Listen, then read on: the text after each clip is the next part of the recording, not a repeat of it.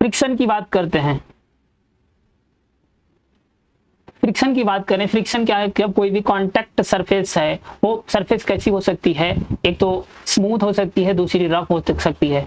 Smooth का मतलब क्या होता है, स्मूथ का मतलब है कि वहां पर कोई भी फ्रिक्शन नहीं होगा, नो फ्रिक्शन। और रफ का मतलब है कि वहां पर फ्रिक्शन प्रेजेंट होगा, फ्रिक्शन क्या होगा, प्रेजेंट होगा। तो रफ सरफेस पर फ्रिक्शन होगा, और जब नो मतलब स्मूथ का मतलब होता है कि नो फ्रिक्शन। तो हम ऐसी सरफेस की बात करेंगे जहां पर फ्रिक्शन प्रेजेंट है, मतलब रफ सरफेस की बात करेंगे। तो यहाँ पर इस टाइप का जब सरफेस होती है तो यहाँ पर एक फोर्स लगता है जिसको बोला जाता है frictional force. Frictional force mainly 3 type का होता है, स्टैटिक, लिमिटिक और kinetic. Static frictional force, kinetic friction force और लिमिटिंग फ्रिक्शन फोर्स। तो अगर हम बात करते हैं, जब स्टैटिक फ्रिक्शन वर्क कब करता है, जब बॉडी क्या हो, रेस्ट में होती है, तो वहां पर स्टैटिक फ्रिक्शन वर्क करता है। और स्टैटिक फ्रिक्शन की मैक्सिमम वैल्यू को कहा जाता है लिमिटिंग फ्रिक्शन। स्टैटिक फ्रिक्शन की मैक्सिमम वैल्यू को लिमिटिंग फ्रिक्शन कहते हैं, और ये वर्क करता है जब बॉडी क्या हो, जस्ट अबाउट टू मूव, मतलब मूव करने की कंडीशन में हो, just about to move.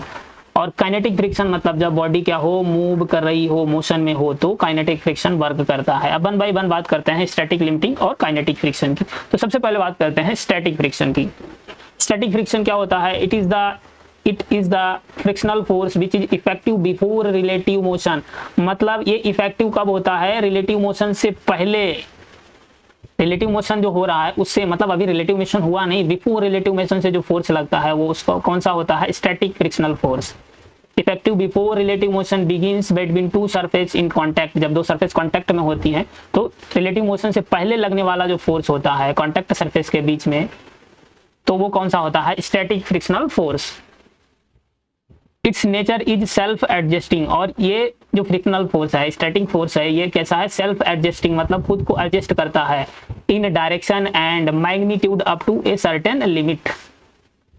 The numerical value of static friction is equal to the external force tendency to generate the relative motion of the body। तो जो static friction की numerical value है वो external force के बराबर होगी to tendency to generate the relative motion of body। अब इसकी बात करेंगे आगे की ऐसी ये कंडीशन क्यों है, कब आती है, इस पर क्वेश्चन से समझ में आएगा। और इसकी जो मैक्सिमम वैल्यू है, maximum value of static friction is called limiting friction. अब बात करते हैं लिमिटिंग फ्रिक्शन की। Magnitude of the force of limiting friction. Limiting friction का जो मैग्नीट्यूड है, फ्रिक्शनल फोर्स का जो मैग्नीट्यूड है between any 2 bodies in contact, directly proportional होता है नॉर्मल रिएक्शन के बिटवीन देम। तो FL directly proportional to normal reaction. The direction of the force of limiting friction is always opposite to the direction in which the body is on the verge of moving over the other. मतलब कोई भी surface, मान लो ये contact surface है और यहाँ पर ये कोई ऑब्जेक्ट रखा है, मतलब कोई भी ब्लॉक रखा है, इस पर फोर्स लगाया जा रहा है F, तो ये इस डायरेक्शन में मूव कर रहा है।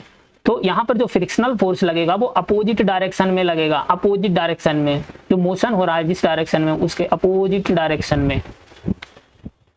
The force of limiting friction is independent of the apparent contact area. जो कॉन्टेक्ट एरिया है उस पर डिपेंड नहीं करता है लिमिटिंग फ्रिक्शन का force, as long as normal reaction between 2 bodies in contact remains the same. अब बात करते हैं काइनेटिक फ्रिक्शन की। काइनेटिक फ्रिक्शन की बात करें तो काइनेटिक फ्रिक्शन क्या होता है, if the most body is in relative motion. अब ये कैसा है, जब बॉडी मोशन में होगी, मतलब रिलेटिव मोशन बॉडी कर रही होगी, the friction opposing it's relative motion. जो फ्रिक्शन क्या होता है, इसके रिलेटिव मोशन को अपोज करता है, इसको बोलते हैं डायनेमिक या फिर काइनेटिक फ्रिक्शन कहा जाता है। और जो इसकी वैल्यू है, it is always slightly less than the limiting friction. इसकी वैल्यू है वो लिमिटिंग फ्रिक्शन से हमेशा कम होगी। मतलब यहाँ पर limiting friction more then kinetic friction, हमेशा रहेगी ये कंडीशन। लिमिटिंग फ्रिक्शन हमेशा काइनेटिक से ज्यादा होगा। It depends on normal. और ये जो है काइनेटिक फ्रिक्शन है वो नॉर्मल रिएक्शन पर डिपेंड करता है। मतलब जितना ज्यादा बॉडी का वेट होगा, मतलब जितना ज्यादा नॉर्मल लगेगा, नॉर्मल रिएक्शन की वैल्यू होगी, उतना ही ज्यादा काइनेटिक फ्रिक्शन होगा। It's value does not depend on type of motion of body, और ये इस पर डिपेंड नहीं कर रहा है कि जो बॉडी में किस टाइप का मोशन हो रहा है, जैसे कि एक्सेलरेटेड मोशन है मतलब बॉडी एक्सेलरेट कर रही है, या फिर रिटार्डेड मोशन है, या फिर मूविंग विद कांस्टेंट वेलोसिटी, इस पर डिपेंड नहीं कर रहा है। काइनेटिक फ्रिक्शन की वैल्यू हमेशा हमेशा कांस्टेंट रहती है, याद रखना। काइनेटिक फ्रिक्शन क्या रहता है? Constant friction. The value of static coefficient of static and coefficient of kinetic friction depend on the nature of both the surface in contact, मतलब जो कॉन्टैक्ट सरफेस है उसके नेचर पर डिपेंड करते हैं दोनों, static coefficient of static friction और coefficient of kinetic friction. Mu S और म्यू के की वैल्यू है जो सरफेस के नेचर पर डिपेंड करती है। म्यू क्या है? Coefficient of friction. Coefficient friction ये किसकी प्रॉपर्टी होती है? मटेरियल की प्रॉपर्टी, मतलब जो कांटेक्ट सरफेस है उसकी मटेरियल की प्रॉपर्टी पर डिपेंड करते हैं। The value of mu depends on material of the surface in contact. Mu S and mu के दोनों क्या है? डायमेंशनल लेस होते हैं और यूनिट लेस होते हैं, मतलब ना तो कोई यूनिट होती है और ना ही कोई डायमेंशन होती है। अब बात करते हैं graph between applied force and force of friction. Applied force और फोर्स ऑफ फ्रिक्शन के बीच के ग्राफ की बात करते हैं। तो अगर हम बात करते हैं O से लेकर A तक, O से A किसको रिप्रेजेंट करता है? Static friction. O से A रिप्रेजेंट करता है स्टैटिक फ्रिक्शन। स्टैटिक फ्रिक्शन की जो मैक्सिमम वैल्यू कहां पर मिलेगी? वो मिलेगी पॉइंट A पर। और स्टैटिक फ्रिक्शन की मैक्सिमम वैल्यू किसको रिप्रेजेंट करती है? लिमिटिंग फ्रिक्शन को। स्टैटिक फ्रिक्शन की जो मैक्सिमम वैल्यू है, maximum value of static friction is called the limiting friction. तो हम कह सकते हैं कि जो लिमिटिंग फ्रिक्शन की वैल्यू है, लिमिटिंग फ्रिक्शन की वैल्यू है वो क्या होगी? Limiting friction more than equal to static friction, मतलब या तो इसके बराबर होगा, और स्टैटिक फ्रिक्शन की मैक्सिमम वैल्यू किसके बराबर हो जाएगी? लिमिटिंग के बराबर। और या फिर क्या हो सकता है? लिमिटिंग फ्रिक्शन ज्यादा हो सकता है स्टैटिक से और बराबर भी हो सकता है। B to C अगर हम बात करते हैं, B से लेकर C तक, ये काइनेटिक फ्रिक्शन को रिप्रेजेंट करता है। और जो लाइन BC है, BC का जो कर्व है, ये OX मतलब X एक्सिस के पैरेलल में है। BC is parallel to OX। Therefore kinetic friction does not change with applied force, मतलब अप्लाइड फोर्स चेंज करेंगे तो काइनेटिक फ्रिक्शन चेंज नहीं होगा, कांस्टेंट रहेगा। लेकिन अगर हम बात करते हैं स्टैटिक फ्रिक्शन की, तो जब जब अप्लाइड फोर्स बढ़ाते जाएंगे तो स्टैटिक फ्रिक्शन की वैल्यू बढ़ती जाएगी, क्योंकि ये डायरेक्टली प्रोपोर्शनल है। और मैक्सिमम किसके बराबर हो जाएगी? जाकर लिमिटिंग फ्रिक्शन के बराबर। मैक्सिमम किसके बराबर हो जाएगी? लिमिटिंग फ्रिक्शन के बराबर। अब बात करते हैं कांटेक्ट फोर्स की। कांटेक्ट फोर्स की बात कर रहे हैं हम। कांटेक्ट फोर्स की बात करते हैं तो मान लो जैसे कि ये कोई ब्लॉक है,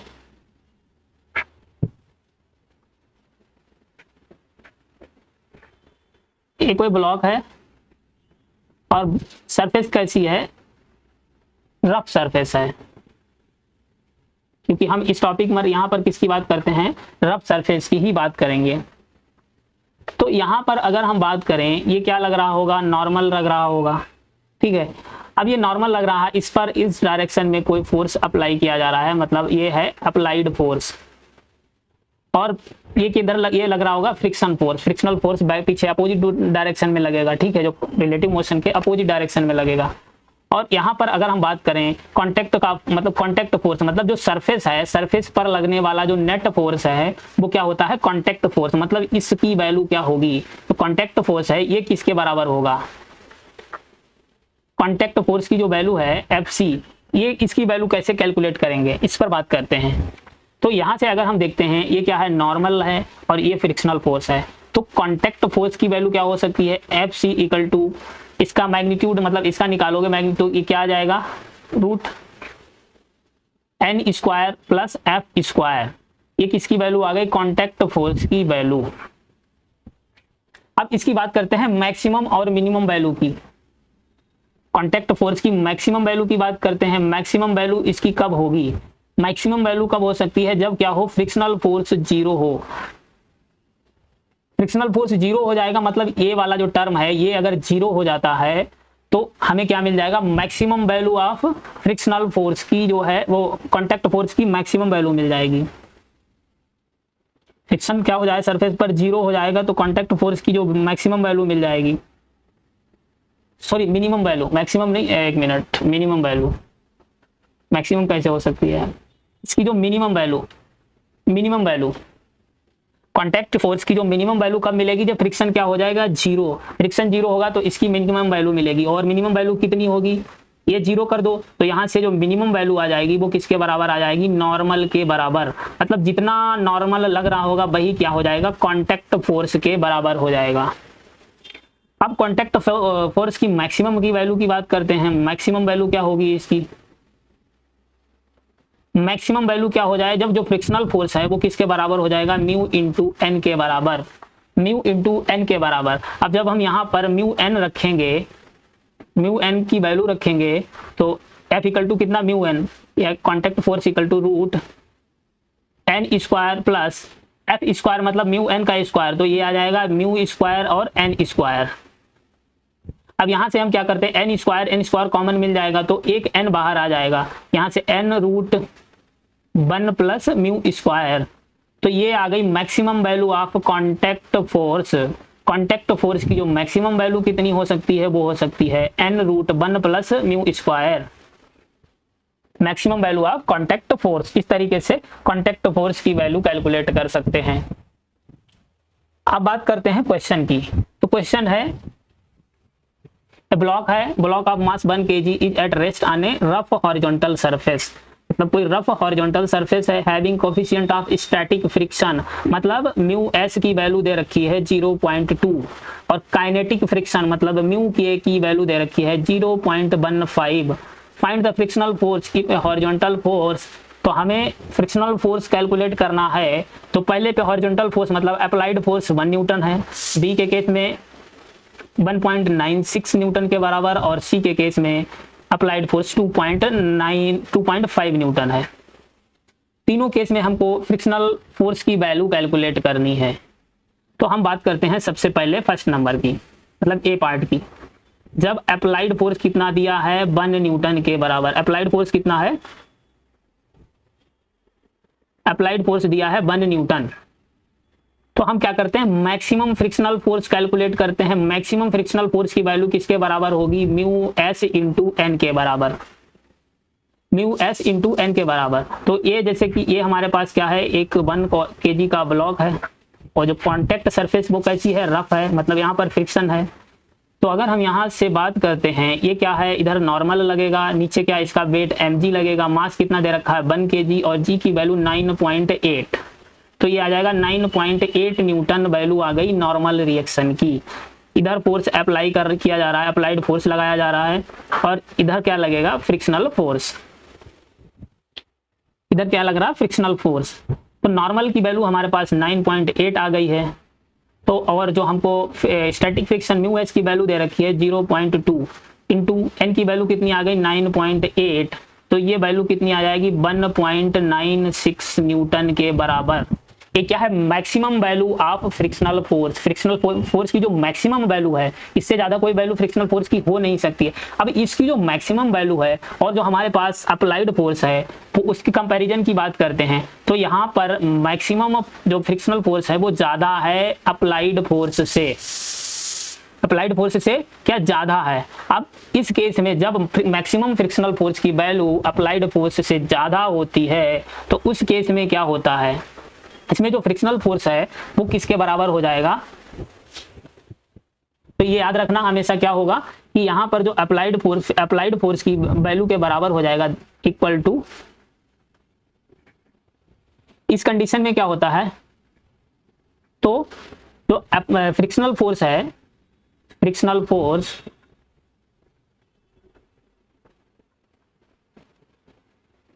की वैल्यू अप्लाइड फोर्स के बराबर होगी। ये हमेशा याद रखना, जब मैक्सिमम फ्रिक्शनल फोर्स है की वैल्यू अप्लाइड फोर्स से ज्यादा आ रही हो, मैक्सिमम कितना आया है 1.96, अप्लाइड 1 न्यूटन है, तो इस केस में जो फ्रिक्शनल फोर्स है हमारे पास क्या आ जाएगा, वो बराबर हो जाएगा अप्लाइड फोर्स। तो जो फ्रिक्शनल फोर्स है F किसके बराबर हो जाएगा, F अप्लाइड के बराबर, और जो कि कितना है 1 न्यूटन। तो यहाँ पर A पार्ट में हमारे पास फ्रिक्शनल फोर्स की वैल्यू कितनी आ गई, 1 न्यूटन के बराबर। जब क्योंकि अभी बॉडी क्या है, मोशन में नहीं है, मतलब रेस्ट में है, मूव नहीं कर रही है, तो इस केस में जितना अप्लाइड फोर्स होगा उतना ही फ्रिक्शनल फोर्स हो जाएगा। अब बात करते हैं बी पार्ट में। बी पार्ट में जो हमें अप्लाइड फोर्स दे रखा है वो 1.96 न्यूटन दे रखा है। बी पार्ट की बात करें, यहां पर जो अप्लाइड फोर्स वो कितना है, वो है 1.96 न्यूटन के बराबर, 1.96 न्यूटन के बराबर। अब हम बात करते हैं मैक्सिमम फ्रिक्शनल फोर्स, हम कैलकुलेट कर चुके हैं, कितना आया है 1.96 न्यूटन। अब यहां पर क्या होता है, यहां पर अगर हम देखते हैं maximum frictional force equal to हो जा रहा है अप्लाइड फोर्स के बराबर। मैक्सिमम फ्रिक्शनल फोर्स की वैल्यू अप्लाइड फोर्स के बराबर हो जा रही है। और मैक्सिमम फ्रिक्शनल फोर्स मतलब लिमिटिंग फ्रिक्शनल फोर्स, ये क्या है, लिमिटिंग की कंडीशन है। मतलब अगर हमारे पास फ्रिक्शनल फोर्स भी मैक्सिमम वैल्यू कितनी है 1.96 न्यूटन, और उतना ही हम फोर्स अप्लाई कर दें किसी भी कंडीशन आगे किसकी, जस्ट अबाउट टू मूव करने की कंडीशन, तो यहां पर जब मैक्सिमम फ्रिक्शनल फोर्स अप्लाइड के बराबर हो जाएगा तो कंडीशन आ जाएगी जस्ट अबाउट टू मूव, मतलब इतना फोर्स लगा दिया कि बॉडी जो ब्लॉक है वो जस्ट मूव करने की कंडीशन में है। अब यहां पर क्या होगा, यहां पर भी लिमिटिंग मैक्सिमम के बराबर हो गया, तो यहां पर भी हमारे पास जो फ्रिक्शनल फोर्स है वो किसके बराबर हो जाएगा, यहां पर भी जो फ्रिक्शनल फोर्स है वो किसके बराबर हो जाएगा, F equal to applied force के बराबर ही हो जाएगा, मतलब 1.96 न्यूटन। क्योंकि यहां पर अब अप्लाइड फोर्स हमारे पास कितना है 1.96, पहले था 1 न्यूटन, तो जो फ्रिक्शनल फोर्स की वैल्यू कितनी हो गई थी 1 न्यूटन के बराबर। अब अप्लाइड फोर्स 1.96 है, तो इस केस में भी फ्रिक्शनल फोर्स अप्लाइड फोर्स के बराबर हो जाएगा। जब तक बॉडी मूव नहीं करती है तब तक यही कंडीशन रहेगी। अभी move just about to move करने की कंडीशन है, ये कंडीशन क्या है, just about to move, move नहीं कर रही है लेकिन बस मूव करने की कंडीशन है, जस्ट अबाउट टू मूव करने की कंडीशन, तो उस केस में भी फ्रिक्शनल फोर्स की वैल्यू अप्लाइड फोर्स के बराबर होगी। अब बात करते हैं जो हमारे पास थर्ड नंबर पर है सी पार्ट। सी पार्ट में अप्लाइड फोर्स कितना दे रखा है, सी पार्ट में जो अप्लाइड फोर्स दे रखा है वो 2.5 न्यूटन दे रखा है। अब हम कैलकुलेट कर चुके हैं, हमारे पास जो मैक्सिमम फ्रिक्शनल फोर्स क्या है, फ्रिक्शनल फोर्स की वैल्यू कितनी आई है 1.96 न्यूटन के बराबर। तो यहां पर अगर हम देखते हैं मैक्सिमम फ्रिक्शनल फोर्स की जो वैल्यू है वो लेस देन अप्लाइड फोर्स से कम हो गई। यहां पर जो मैक्सिमम फ्रिक्शनल फोर्स की वैल्यू है वो अप्लाइड फोर्स से कम हो गई, मतलब अप्लाइड फोर्स की ज्यादा वैल्यू हो गई। अब क्या हो गया, अब बॉडी क्या हो जाएगी, मूव करने लगेगी। बॉडी किस में आ गई, मतलब ब्लॉक क्या हो गया, मोशन में हो गया। ब्लॉक क्या करने लगा, ब्लॉक मूव करने लगा, मतलब मूव करने लगा, मोशन में हो गया। अब मोशन में हो गया मतलब कौन सा वर्क करेगा, काइनेटिक फ्रिक्शन। तो यहां पर जो हमारे पास अब फ्रिक्शनल फोर्स की वैल्यू आ जाएगी वो किसके बराबर हो जाएगी, F इक्वल टू म्यू के, काइनेटिक फ्रिक्शन की वैल्यू आ गई F इक्वल टू म्यू के इंटू एन, म्यू के इंटू एन, क्योंकि जो काइनेटिक फ्रिक्शन है वो नॉर्मल पर डिपेंड करता है, जितना ज्यादा नॉर्मल होगा उतना बढ़ती जाएगी वैल्यू। तो हमें जो काइनेटिक फ्रिक्शन की value, coefficient of kinetic friction mu के कितना दे रखा है 0.15, 0.15, नॉर्मल कितना है 1.96, 1.96। तो जब इसको कैलकुलेट करोगे ये वैल्यू हमारे पास आ जाएगी 1.47 न्यूटन के बराबर। तो ये जो फ्रिक्शनल फोर्स है अब क्या हो गया, देखो यहाँ पर जब काइनेटिक फ्रिक्शन की बात आ जाए यहाँ पर क्या हो जा रहा है, कांस्टेंट हो गया। मतलब ये वैल्यू अब पूरे मोशन में जब तक बॉल ब्लॉक मूव करता रहेगा तब तक इतना ही फ्रिक्शनल फोर्स लगेगा, वो भी कितना लगेगा 1.47 के न्यूटन के बराबर। पहले कितना लग रहा था 1.96 के बराबर। मतलब जो काइनेटिक फ्रिक्शन है वो हमेशा हमेशा स्टैटिक फ्रिक्शन से कम होता है, मतलब लिमिटिंग फ्रिक्शन से कम होता है, स्टैटिक फ्रिक्शन से नहीं, लिमिटिंग। मतलब maximum value of limiting friction, वो maximum value of static friction को क्या कहा जाता है, लिमिटिंग फ्रिक्शन। मतलब लिमिटिंग फ्रिक्शन से काइनेटिक फ्रिक्शन की वैल्यू हमेशा कम रहेगी। तो ये आ गया मतलब काइनेटिक फ्रिक्शन की वैल्यू, ये वैल्यू कम हो गई। अब यहाँ पर देखो अप्लाइड फोर्स अलग है और जो फ्रिक्शनल फोर्स क्या है वो कम हो गया, काइनेटिक फ्रिक्शन की कंडीशन आ गई, मूव हो गई। जब अप्लाइड फोर्स फ्रिक्शनल फोर्स से मैक्सिमम फ्रिक्शनल फोर्स मतलब लिमिटिंग फ्रिक्शनल फोर्स से अगर ज़्यादा हो जाता है अप्लाइड फोर्स, तो उस केस में क्या हो जाएगा, वही एफ के इक्वल टू म्यू के एन लगा देंगे तो हमारे पास फ्रिक्शनल फोर्स की वैल्यू मतलब आ जाएगी 1.47। Okay, thank you for watching. Please channel को सब्सक्राइब कर देना, वीडियो को लाइक कर देना। बाकी मिलते हैं नेक्स्ट वीडियो में।